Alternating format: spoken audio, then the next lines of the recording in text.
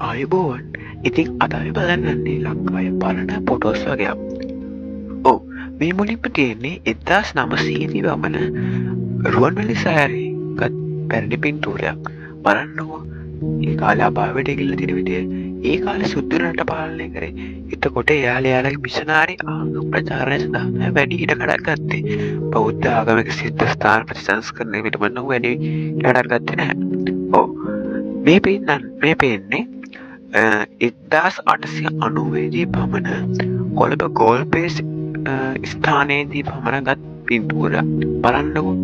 දැන් වගේ බිල්ඩින් නෑ නේද? ඒ කාලේ පොඩ්ඩක් සුන්දරයි වගේනේ. ඔව්.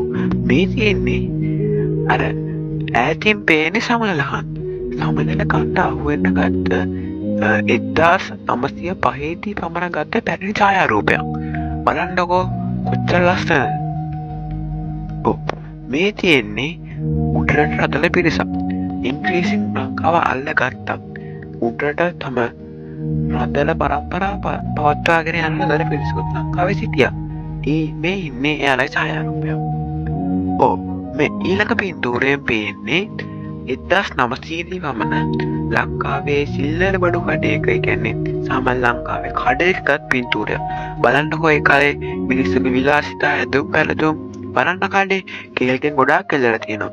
ඒ කාලේ පින්තූර කොච්චර සුන්දරද? ඔව්.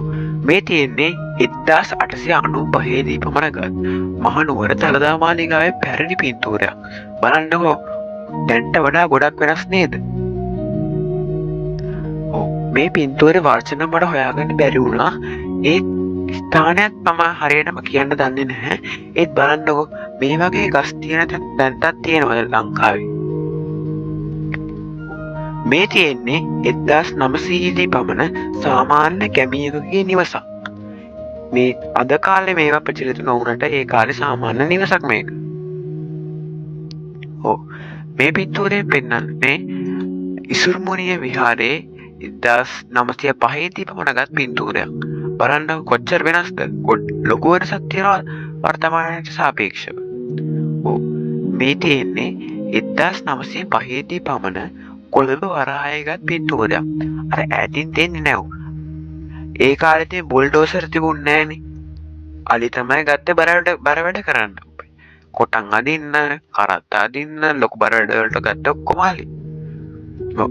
මේ තියෙන්නේ 1978 දී ගාලුපාරේ ගත් පින්තූරයක්. බලන්නකෝ ඒ කාලේ විලාසිතා. ඒ කාලේ විලාසිතාවකුත් නෙමෙයි. ඒ කාලේ රෙදි හිඟයක් තිබිලා තියෙනවා. එතකොට ඉතින් රෙදි පොඩ්ඩයි දීලා තියෙන්නේ. එතකොට ඒකට සාපේක්ෂව ඉතින් ඇඳුම් මාන වෙන්න විදිහට තමයි.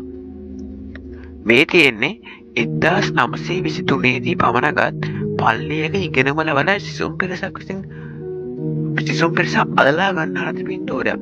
බලන්නකෝ. අර බෝඩ් එකේ ලියලා තියෙන්නේ මොකද්ද කියලා වීඩියෝ එක පොඩ්ඩක් නවත්තලා කියවලා බලලා යන්න. ඔව්. ඔයාලා දන්නවද කොළඹ ඉඳන් නුවරට යද්දී හම්බෙන්නේ මොකද්ද කියලා මේ තියෙන්නේ?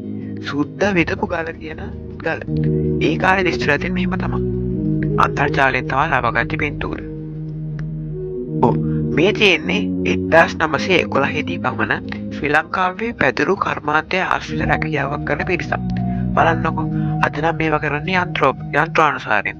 ඒත් ඒ කාලේ මේ ඔක්කොම අත්කම් ක්‍රමයට තමයි කරලා තියෙන්නේ. ඔව්. මේ තියෙන්නේ 1967 දී පමණ රාජා හස්තිරාජාට බතික් ඇත් පාන්දනාවකින් සැරසී සිටින පින්තූරයක්. මේ තියෙන්නේ 1900 දී පමණ ලංකාවේ කාන්තාවන්ගේ ඇඳුම් පැළඳුම් හා ගෘහ නිර්මාණ හා විවාහිත පරිසරයේ පිළිබිඹු වෙන ආකාරයෙන් ගන්නා ලද පින්තූරයක්. බලන්නකෝ ඒ කාලේ ඇඳුම් පැළඳුම් දැන් වගේද? ඔව්. මේ තියෙන්නේ 1905 දී පමණ නැට්ටු කණ්ඩායමක ගන්නා ලද පින්තූරයක්. අද වගේ තේජාන්විත බවක් නම් පේන්නේ නැහැ. මොකද ඒ කාලේ කැමරාවකින් ෆොටෝ එකක් ගත්තී අද වගේ නෙවෙයි. ගොඩක් වෙලා කැමරාවේ දිදී හිටගෙන ඉන්න ඕනේ. ඉතින් කොහොමද ඉතින් එහෙම කරන්න ගියාම අර. ඔව්. මේ තියෙන්නේ 1902 දී පමණ කුරුදු කම්හලක් ආශ්‍රිතව රැකියාවක් කරගෙන ශ්‍රී ලාංකික පිරිසක්. ඒ කාලේ ඉතින් ප්‍රචලිත වෙලා තියෙන මේවට තමයි. මේ තියෙන්නේ 1905 දී පමණ සීගිරියේදී ගත් පින්තූරයක්. අර බලන්නකෝ ගලේ තියෙන සීගිරි පිටිසිතුවා. ඔව් මේ තියෙන්නේ තවත් දළදා මාලිගාවේ පින්තූරයක්. මං කලිනුත් ඔයා පෙන්නුවා මතකද? ඔව් මේ තියෙන්නේ උඩරට රට ප්‍රධානී හා ඉංග්‍රීසි ජාතික විසින් ලබා ගන්නා ලද පින්තූරයක්. බලන්න ඔතන බිම එක්කෙනෙක් වාඩිලා ඉන්නව නේද? ඒ තමයි ආව තේව කරපු කට්ටිය.